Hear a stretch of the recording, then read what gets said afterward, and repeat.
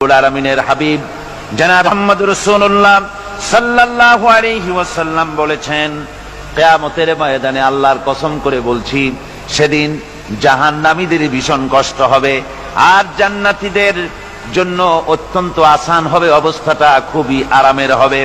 নবীজি বলেন, এক ফরজ নামাজ, এক ওয়াক্ত ফরজ নামাজ আদায় করতে যে সময়টুকুন লাগে, কিয়ামতের মাঠের এই সময় এত বড় বিরাট লম্বা সময় জান্নাতীদের জন্য এরকম হালকা হয়ে যাবে। সুবহানাল্লাহ।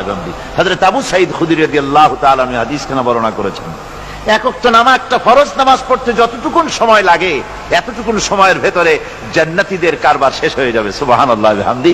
আর ওদের কারবার তো শেষই হবে না। وَيَوْمَ تَشَقَّقُ السَّمَاءُ بِالْغَمَامِ وَنُزِّلَ الْمَلَائِكَةُ تَنزِيلًا। ওরা ফেরেশতা দেখতে চায়। সেদিন আসমান সমূহ বিদীর্ণ হয়ে মেঘ পুঞ্জ বেরিয়ে আসবে, আত্মপ্রকাশ করবে। তার ভেতর থেকে ফেরেশতারা ক্রমাগত নাজিল হতে থাকবে। আর অবস্থাটাই হবে, আল মুলকু ইয়াউমাইযিনিল হাক্কু লির-রাহমান ওয়া কানা ইয়াওমান আলাল কাফিরিনা আসীরা। আর সেদিনে বাদশাহী হবে কেবলমাত্র রহমানেরই। ওয়া কানা ইয়াওমান আলাল কাফিরিনা আসীরা। আর সেই কিয়ামতের দিন, সেই সময়টা হবে কাফেরদের জন্য বড়ই কঠিন। এখানে কিয়ামতের কিছু কথা বলা হচ্ছে, কিছু আভাস দেওয়া হচ্ছে যে আসমান সমূহ বিদীর্ণ হয়ে মেঘ পিণ্ড বেরিয়ে আসবে এবং তার থেকে ক্রমাগত ফেরেশতারা নাজিল হতে থাকবে। আল্লাহর হাবিব বলেছেন, কেউ যদি কিয়ামতের দৃশ্য দেখতে চায় সেজন্য সূরা ইজা শামসু কুবিরাত ওয়া ইজা সামাউ ফাতারাত, ইজা সামাউ শাক্কাত, এই সূরাগুলি যেন পড়ে, তাহলে কিয়ামতের দৃশ্য তার চোখের সামনে প্রতিভাত হবে। কিয়ামতের দৃশ্যটা আসলে কেমন হবে সেই সূরাগুলি তেলাওয়াত করলে সে বুঝতে পারবে। যেমন আল্লাহ পাক বলছেন, إذا السماء فطرت وإذا الكواكب انتثرت وإذا البحار فجرت وإذا القبور بعثرت। যখন আকাশসমূহ চূর্ণ বিচূর্ণ হয়ে যাবে আর তারকাসমূহ বিক্ষিপ্ত হয়ে পড়বে, সমুদ্র মহাসমুদ্রগুলি দীর্ণ বিদীর্ণ হয়ে যাবে, কবরগুলি সব উদ্গীরণ করে দেবে, তার মধ্যে যা আছে সে সবগুলি। আবার আল্লাহ পাক বলেন, ইযাশ শামসু কুবিরাত ওয়া ইযান নুজুমুন কাদারাত ওয়া ইযাল জিবালু সুয়্যিরাত। সূর্য যখন ঢেকে যাবে, তারকাগুলি যখন বিপর্যস্ত হয়ে যাবে আর পাহাড়গুলি যখন চালিয়ে দেওয়া হবে, এই দৃশ্য তোমরা দেখতে পাবে। فإذا النجوم طمست وإذا السماء فرجت وإذا الجبال نسفت। সেদিন অবস্থা এমন হবে, সমস্ত তারকাগুলি স্তিমিত হয়ে যাবে আর আকাশসমূহ দীর্ণ বিদীর্ণ হয়ে যাবে। আর দেখতে পাবে পাহাড়গুলি, সমস্ত পাহাড়গুলিকে উড়িয়ে দেওয়া হবে। আবার অবস্থা আরো কি হবে, فإذا برق البصر وخسف القمر وجمع الشمس والقمر। যখন চক্ষু বিস্ফারিত হয়ে যাবে মানুষের, চাঁদ আর সূর্য নিষ্প্রভ হয়ে যাবে, সব একাকার হয়ে যাবে, চন্দ্র এবং সূর্য তার অস্তিত্বকে হারিয়ে ফেলবে। শুধু তাই নয়, ওয়াহুমিলাতিল আরদু ওয়াল জিবালু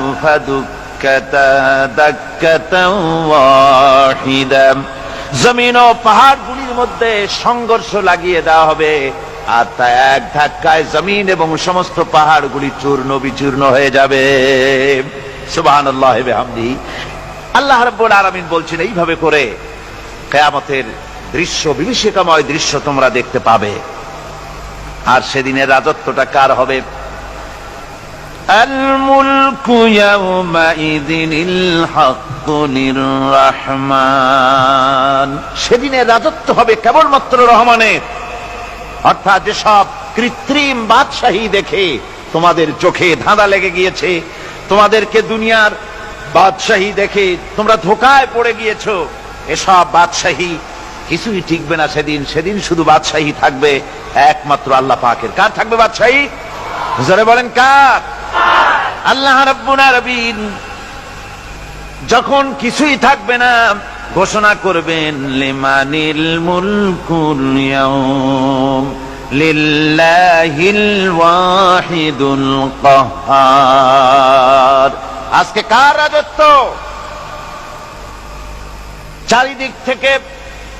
চারিদিক থেকে আওয়াজ আসতে থাকবে পরাক্রমশালী আল্লাহ রাব্বুল আলামিনের রাজত্ব। আর কারণ নয়, হাদিস শরীফে এসেছে, বুখারী মুসলিম শরীফের হাদিসে এসেছে, আল্লাহর নবী বলেন আল্লাহ রাব্বুল আলামিন তখন তার এক হাতে আকাশ মণ্ডলীকে ধারণ করবেন, আর এক হাতে জমিনকে ধারণ করবেন।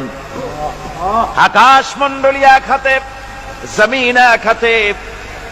এভাবে আল্লাহ রাব্বুল আলামিন বলবেন আইনাল জাব্বারুন আইনাল মুতাকাব্বিরুন।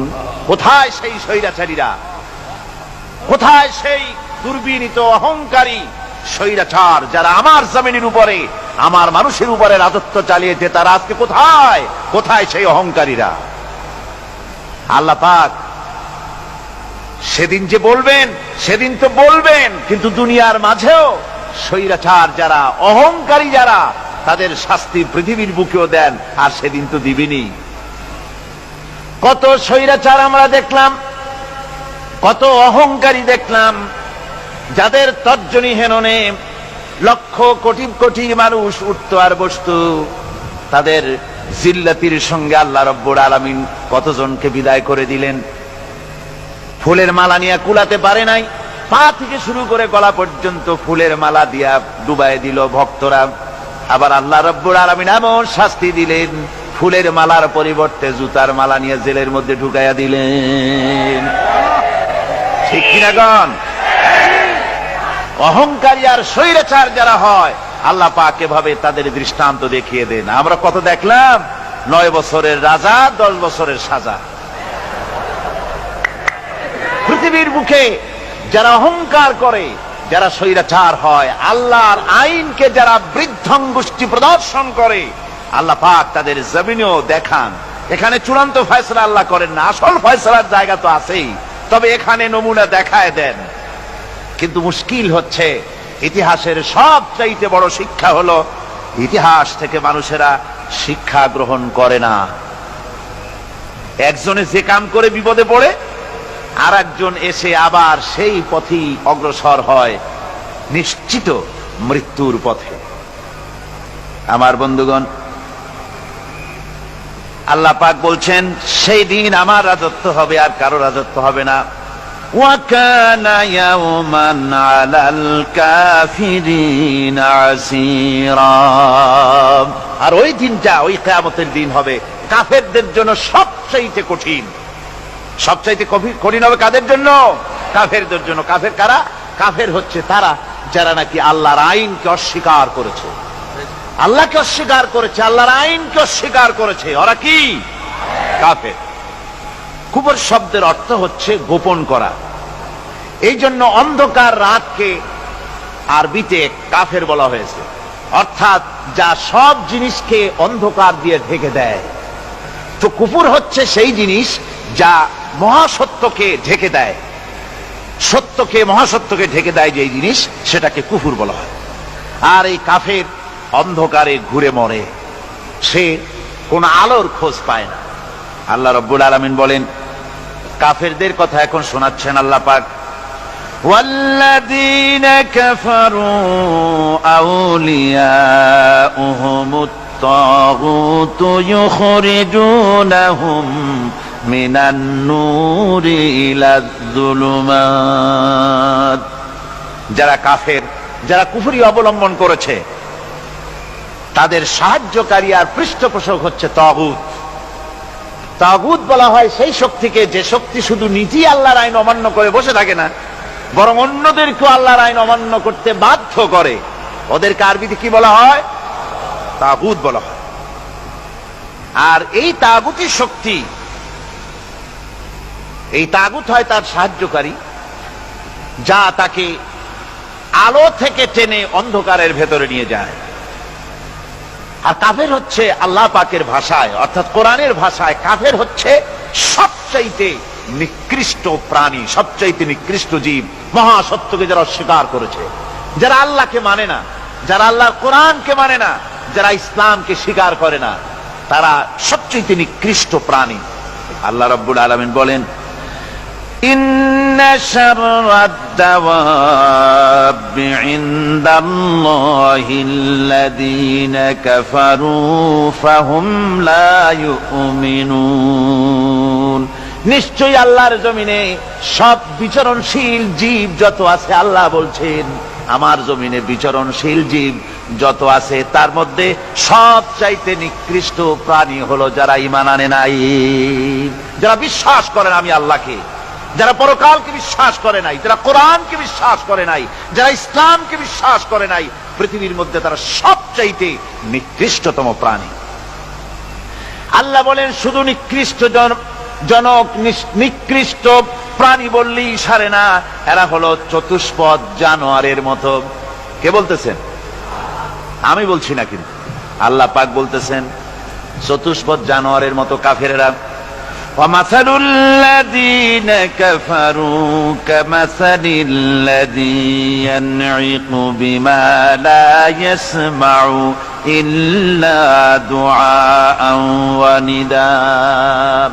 এই কাফেরদের দৃষ্টান্ত হচ্ছে সেই রাখালের মতো, যে রাখাল তার পশুদেরকে ডাকে, আর ওই পশুরা একটা ডাক শোনে মাত্র, কিন্তু কি যে বলে তা তো পশুতে বোঝে না। কথা বুঝতে পেরেছে? সুম্মুন বুকুমুন উমিয়ুন ফাহুম লা ইয়াকিলুন। এরা বোবা, এরা বধির, এরা অন্ধ, এ কারণেই কোনো কথা বোঝে না। এরা চতুষ্পদ জানোয়ারের চাইতেও নিকৃষ্ট। যাদেরকে আমি আল্লাহ বলেন, যাদেরকে আমি চোখ দিলাম, চোখ থাকতে হক দেখলো না, সব দেখলো। হক দেখে নাই চোখ দিয়া, এই চোখ দিয়া সব দেখলো। নারীর সৌন্দর্য উপভোগ করলো, আর নারীর অঙ্গ প্রত্যঙ্গ নিয়ে নানা ধরনের গল্প লিখলো, কবিতা লিখলো, কিন্তু এই সৌন্দর্য যিনি দিলেন তারেও চিনল না। আছে না কত কবি আমাদের দেশে?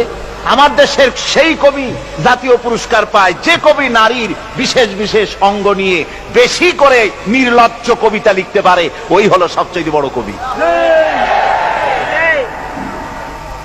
আমার বন্ধুগণ, একজন বুজুর্গ ব্যক্তি তিনি পথ দিয়ে যাচ্ছিলেন, তো সে পথে এক সুন্দরী যুবতী মেয়েকে দেখে সেই যুবতী মেয়ের দিকে এই বুজুর্গ ব্যক্তি এক নজরে তাকায় আছে। তখন এই ঘটনাটাকে কবি এভাবে লিখতেছেন সাজায়, একদা সুখদায়ক প্রমোদা বদন দর্শন করিব ঝরিল নয়ন, হেসে কহে সে রূপসী সবিস্ময় মন, কহ দেখি মহাশয় কহ কি কারণ, বিষয় বিরাগী তুমি ভুবনে প্রচার, কি হেতু জন্মিল তব মানস বিকার, সামান্য ললনা রূপ করি দর্শন, উচিত না হয় তব অশ্রু বরিশন। বুজুর্গ ব্যক্তি ওই মহিলার দিকে তাকিয়ে তাকিয়ে কাঁদতেছেন। সুন্দরী মহিলা বলেন, আল্লাহর বুজুর্গ বান্দা, আপনি এলাকার ভিতরে বুজুর্গ এবং পীর হিসাবে, বুজুর্গ ব্যক্তি হিসাবে আপনি বিখ্যাত। আজকে আমাকে এখানে দেখে আপনি আমার দিকে তাকায় আমার রূপ উপভোগ করতেছেন আর কাঁদতেছেন। আপনার মতো সংসার বিরাগী মানুষ আমার মতো একটা সুন্দরী মেয়েকে দেখে এভাবে কাঁদা ঠিক না। বুজুর্গ ব্যক্তি বলছেন, হেসে কহিলাম বালে করহ শ্রবণ, নেত্র ঝরে তবু হেতু ভেব না এমন, যে শিল্পী রচিল ওই সুধাংশু বদন, তাহার তরে ঝরে নেত্র নয়নে জীবন। ও আল্লাহর বান্দি, আমি তোমাকে দেখি কান্দি না, আমার চোখে পানি বেরিয়ে গেছে। তোমারে দেখে আমি মনে মনে ভাবলাম, এত সুন্দর করে যিনি মানুষ বানিয়েছেন, না জানি ওই আল্লাহ রব্বুল আলামিন কত বড় সুন্দর। আমার ভাইরা, সুতরাং চোখ থাকতে ওরা আল্লাহ রাব্বুল আলামিনের কুদরত ওরা দেখে নাই, কান থাকতে কোরআনের আওয়াজ ওদের কানের মধ্যে ঢোকে নাই, বিবেক থাকতে আল্লাহর দ্বীনকে বুঝতে পারে নাই, চিন্তা করতে পারে নাই। আল্লাহ রাব্বুল আলামিন বলেন, উলাইকা কাল্লানাম, এরা হলো চতুষ্পদ জানোয়ার, বালহুম আদাল, শুধু জানোয়ার না, জানোয়ারের চাইতেও নিকৃষ্ট। এমনই জানোয়ার, আল্লাহ বলেন শুধু জানোয়ার না, জানোয়ারের মতো শুধু খায় জনমের মতো। ওয়াল্লাযীনা কাফারু ইয়াতামাত্তাউনা ওয়া ইয়াকুলুনা কামা তাকুলুল আনআম, এই কাফেরগুলির কাম শুধু ফুর্তি করা, গান বাজনা, নাটক, গল্প, এই সব কাজ তাদের। নামাজ নাই, রোজা নাই, আল্লাহর চিন্তা নাই, তাহাজ্জুদ নাই, পরহেজগারি নাই, শুধু গান আর নাচ। দেখেন না ফুর্তি। এই যে 1 জানুয়ারি রাত 12টার সময় আমার ঘুম ভেঙে গেল, এই যেখানে আমি ছিলাম, বিকট আওয়াজ। আমি মনে করলাম পাশের বাড়ি বুঝি ডাকাত পড়ছে। পরে বাড়িওয়ালা আমাকে বললেন যে ডাকাত না, বোধহয় এই নিউ ইয়ার সেলিব্রেট হচ্ছে, নতুন বৎসর উদযাপন হচ্ছে, বোমা দিয়ে শহরবাসীর আরামের ঘুম হারাম করে এগুলি করা হচ্ছে। এ তো গেল 1 জানুয়ারি। আর যখন আমাদের নিজেরটা যখন আসে, অর্থাৎ 1 বৈশাখ, তখন দেখছেন অবস্থা 1 বৈশাখে। এবছর আমাদের দেশে 1 বৈশাখে ঢাকায় যে দৃশ্য আমি টিভির মধ্যে দেখলাম, তাতে আমার মনে হয়নি যে 12 কোটি মুসলমানের দেশে রাজধানীতে এই দৃশ্য হচ্ছে। আমার মনে হচ্ছিল এটা বুঝি কলকাতা অথবা অন্য কোন শহর হবে। আমি দেখলাম সমস্ত যুবক যুবতী, নারী পুরুষ, বিভিন্ন বয়সের লোক সব একসঙ্গে রাস্তায় নেমেছে, নাচতেছে। তার মধ্যে বুদ্ধিজীবী আছে, শিক্ষিত লোক আছে, সমানে নাচতেছে। আর তাদের মুখোশ পরা, বানরের মুখোশ, কুকুরের মুখোশ, শূকরের মুখোশ, ঘোড়ার মুখোশ, পাপী শিয়ালের মুখোশ, এই মুখোশ পরে এভাবে নাচতেছে। আমি চিন্তা করলাম, নববর্ষের সাথে কুত্তার মুখোশের সম্পর্ক কি? নববর্ষের সাথে পাতি শ্রীগালের মুখোশের সম্পর্ক কি? তাহলে ওরা কি বলতে চায় যে আগামী বছরটা আমরা কুত্তার ভূমিকায় অ্যাক্টিং করব, অথবা শ্রীগালের মতো ধূর্তামি করব জাতির সাথে? তারপরে কি করলো? সকাল বেলায় যুবক যুবতী 1 বৈশাখ সূর্য উদয়ের আগে রমনা লেকের পাড়ি গিয়ে সব দাঁড়িয়েছে বাসন্তী রঙের শাড়ি পরে। তারপরে সেখানে দাঁড়িয়ে সূর্য উদয়ের পানে তাকিয়ে সকাল বেলায় ভাবে করজোর করে বলছে, এসো হে নববৈশাখ স্বাগতম হে। নববৈশাখ অলক্ষে বোধহয় এটা শুনে বলতেছে, বাবাজিরা আমারে ডাকতেছো, অপেক্ষা করো, আমি আসতেছি। আমারে ডাকতেছো, আমি আসতেছি, কোমরে গামছা বেঁধে আসতেছি, 225 মাইল স্পিডে আসতেছি, 30 ফুট উঁচু জলোচ্ছ্বাস নিয়ে আসতেছি, নববৈশাখের মজা সাত চাকায়। আমার ভাইরা, মুসলমান নববর্ষ উদযাপনের সাথে মুসলমানের কিসের সম্পর্ক? মুসলমান যদি এই দিন উদযাপনই করে, তাহলে তাকে করতে হবে ফজরের নামাজ পড়বে। মুসলমান নববর্ষ উদযাপন করবে, ফজরের নামাজ পড়বে, তারপরে কোরআন শরীফ তেলাওয়াত করবে, দরুদ শরীফ পড়বে, আল্লাহর দরবারে হাত তুলে বলবে, রব্বুনা রাব্বিন, 1 বছর পার করে দিলাম, নাফরমানি ছাড়া কিছুই তো করি নাই, বিগত বছরে যা করেছি মাফ করে দাও, আগামী বছরটা গোটা জাতি আর দেশের জন্য কল্যাণকর মঙ্গলময় করে দাও। এটাই তো বলা উচিত ছিল নাকি বলে? তা না করে, তা না বলে, বৈশাখের পরিচালককে না ডেকে সরাসরি বৈশাখকে আহ্বান করা হয়েছে। আর বৈশাখ আহ্বান করার মজা জনমের মতো দেখাই দিয়েছে। আল্লাহ রাব্বুল আলামিন তাই বলেন, কাফেররা তাদের কাজ হলো শুধু খাওয়া, তারা এমন খাওয়া খায় জনমের মতো খায়। ইয়াকুলুনা কামা তাকুলুল আনাম, জানোয়ারে যেমন খায় ওই রকম খায়। তার মানে খায়, একটু বিসমিল্লাহ কয় না, খায়া যখন ছেড়ে দেয় তখন আলহামদুলিল্লাহ বলে না, বাহাত দিয়ে খায়, আবার বাহাত দিয়ে খায়। ডাব একটা কাটলো, বিসমিল্লাহ নাই, খাইলো, 2-4 ঢোক খাইয়া পুরা ডাবটার ফেলাই দিল। ডাবটা কি তোমার বাজান তৈরি করছিল নাকি? একটু বিসমিল্লাহ বললা না, একটু শুকরিয়া আদায় করলাম। আমি গত এই যে ডিসেম্বর গেল, ডিসেম্বরের 16 তারিখ আমেরিকা থেকে এসেছি। ওখানে দেখলাম তারা প্রতি নভেম্বর মাসের শেষ বৃহস্পতিবার থ্যাঙ্কস গিভিং ডে অবজার্ভ করে। তা আমি জিজ্ঞেস করলাম, থ্যাঙ্কস গিভিং ডে জিনিসটা কি? ওরা বলল, এটা হচ্ছে এই যে গড আমাদেরকে সারা বছর ভালো খাওয়াইছে, আমাদেরকে ভালোভাবে পড়াইছেন, সুন্দর রেখেছেন, এই জন্য আমরা গডকে থ্যাঙ্কস দেই নভেম্বরের এই শেষ দিনটিতে। সারা বছরের ভালো খাইছি, ভালো থাকছি, এই জন্য গভর্নমেন্টকে মানে গডকে থ্যাঙ্কস দিলাম। আমি আমার আলোচনায় সেখানে বললাম যে দেখেন, রাশিয়ার সাথে আমেরিকার পার্থক্য তো এখানে, ওরা গডকে অস্বীকারই করেছে, গডই মানে না। আর এরা গডের নামাজ রোজা বা ইবাদত কিছু করুক আর না করুক, গডের অন্তত একটা ধন্যবাদ দেয়। ওরা ওদের ডলারে লিখেছে, ইন গড উই ট্রাস্ট, প্রত্যেকটা ডলারে লেখা আমরা গডে বিশ্বাস করি। তো শুকর আদায় করলে তো আল্লাহ বাড়িয়ে দিবেন। আল্লাহ রাব্বুল আলামিনের সুন্নাত হলো, শুকর যদি কেউ আদায় করে আল্লাহ বাড়িয়ে দেন। লা ইন শাকারতুম লা আযীদান্নাকুম ওয়া লা ইন কাফারতুম ইন্না আযাবী লাশাদীদ। আমার নিয়ামতের শুকর যদি আদায় করো আমি বাড়ায় দেব, আর যদি নিয়ামতের শুকর আদায় না করো তাহলে মস্ত বড় শাস্তি তোমাদের জন্য রেখেছি। তো আমেরিকা শুকর আদায় করে নিজেরা খাইয়া, কিন্তু ওদের জমিন হলো বিশাল জমিন। আমি কয়েকবার গিয়েছি এবং বহু স্টেট সফর করেছি। ওদের জমিন এত ফার্টাইল, জমিনে যদি রীতিমতো তারা ফসল ফলাতো, এই ফসল সারা দুনিয়ার দরিদ্র ভূমুক্ষ জনতাকে খাওয়াইয়া বাঁচাইতে পারত। কিন্তু ওরা তা করে না। ওরা করে কি? ওরা মুনাফার হার, বাজার দর ঠিক রাখার জন্য নির্দিষ্ট পরিমাণ জমিনে ফসল ফলায়, কিন্তু জমিন এতই উর্বর, ওদের মেজারমেন্ট করা, মাপ করা, হিসাব করা ফসল হয় না, ফসল হয় বেশি। তখন বাড়তি ফসলকে তারা প্রতি বছর লক্ষ লক্ষ টন আলু আর গমকে তারা সমুদ্রে নিক্ষেপ করে।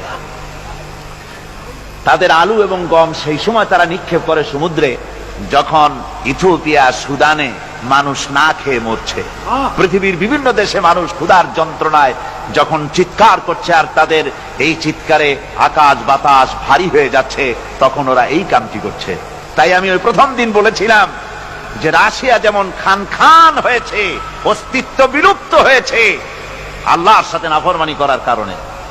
আপনারা বলতে পারেন কমিউনিজম কি একটা সহজ ব্যাপার?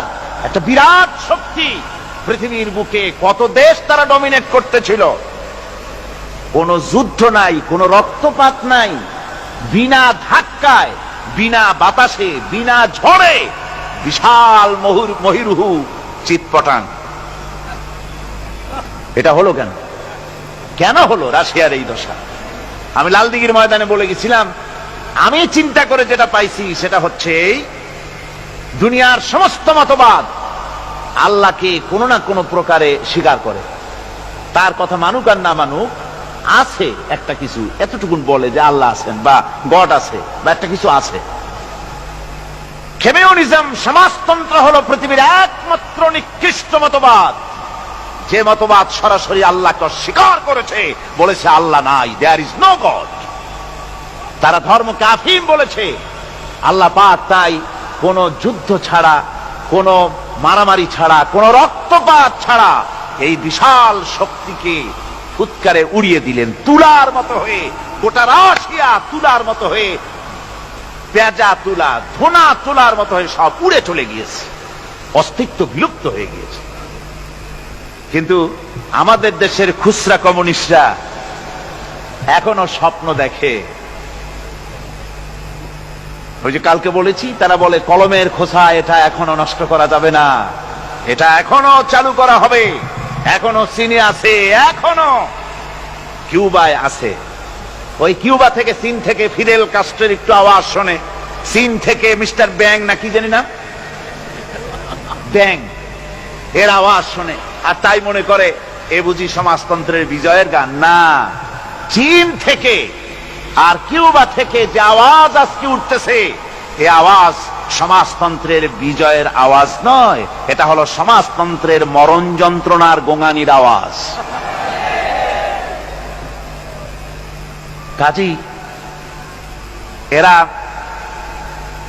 দুনিয়ার বুকে শুধু আনন্দ এবং ফুর্তি করে, আল্লাহর হককে, আল্লাহকে চিনতে তারা ব্যর্থ হয়েছে। আল্লাহ রাব্বুল আলামিন বলেন, অবিশ্বাসীদের কৃতকর্ম, তাদের কাজগুলি, তাদের কর্মফল সব নিষ্ফল হয়ে যাবে। ওয়াল্লাযীনা কাফারু আ'মালুহুম কাসারাবিন বিকিআতিন ইয়াহসাবুহুল যামআনু মা। আল্লাহ পাক বলেন, কাফের যারা, অবিশ্বাসী যারা, যারা আমাকে অস্বীকার করেছে, অবিশ্বাস করেছে, তাদের আমলগুলি হলো মরুভূমির মধ্যে মরীচিকার মতো। মরুভূমির মরীচিকা, মানুষ যখন মরুভূমির ভিতর দিয়ে যায়, পানির পিপাসা লাগে, দূরে দেখে পানি চিকচিক করতেছে, আর ওই মরীচিকা যেটাকে সে পানি মনে করেছিল, হাত্তা ইযা জাআহু লাম ইয়াজিদহু শাইআ, যেটাকে সে পানি মনে করে ছুটতেছিল, যখন কাছে গেল, আল্লাহ পাক বলেন কিছুই সেখানে পায় না, শুধু মরীচিকা, বালু আর বালু। এরকম করে যারা আমার দিনকে অস্বীকার করেছে, আমাকে অস্বীকার করেছে, তারা যত ভালো কাজ করুক আর যাই করুক না কেন, তাদের কৃত কর্মগুলি এভাবে সব নিষ্ফল। এ হলো এক কথা। 2 নম্বরের কথা হলো, ওরা মনে করেছিল সমাজতন্ত্র শান্তি দেবে, কমিউনিজম শান্তি দেবে, সোশ্যালিজম শান্তি দেবে, ক্যাপিটালিজম শান্তি দেবে। এই শান্তির চিন্তা করে অগণিত মানুষকে হত্যা করে সমাজতন্ত্রের রাজত্ব যখন কায়েম করলো, 70 বছর চলে গেল, তারপরে তারা দেখলো হাত্তা ইযা জাআহু লাম ইয়াজিদহু শাইআ, কিচ্ছুই পেল না। তারা ক্ষুধার যন্ত্রণায় মরলো, কাপড় নাই, খাবার নাই। তারা ওই রাশিয়া থেকে, চেকোস্লোভাকিয়া থেকে, যুগোস্লাভিয়া দিয়া, রোমানিয়া থেকে, হাঙ্গেরি এবং পোল্যান্ড আর মঙ্গোলিয়া থেকে, সেখানে সমাজতন্ত্র তাড়াতে আমরা যাই নাই। আমরা সেখানে সমাজতন্ত্রের বিরুদ্ধে তাফসীর করি নাই, ব্যাখ্যা করি নাই, বক্তব্য রাখি নাই। ওই সব দেশ থেকে সমাজতন্ত্র তাড়াইছে কে? কারা তাড়িয়েছে? না না, ওরা নিজেরাই, সেই দেশের জনগণই এটাকে উৎখাত করেছে তাদের জমিন থেকে। আল্লাহ পাক বলছেন, যারা আমার দিনকে, আমার বিধানকে যারা অস্বীকার করবে, তারা এই অস্বীকারী অবস্থায় যদি মৌত হয়, আমার সমাজতন্ত্রী কোনো ভাই যদি এ মাহফিলে থাকেন, কমিউনিস্ট কোনো ভাই যদি এ মাহফিলে থাকেন, তাহলে শুনুন আল্লাহ কি বলতেছেন।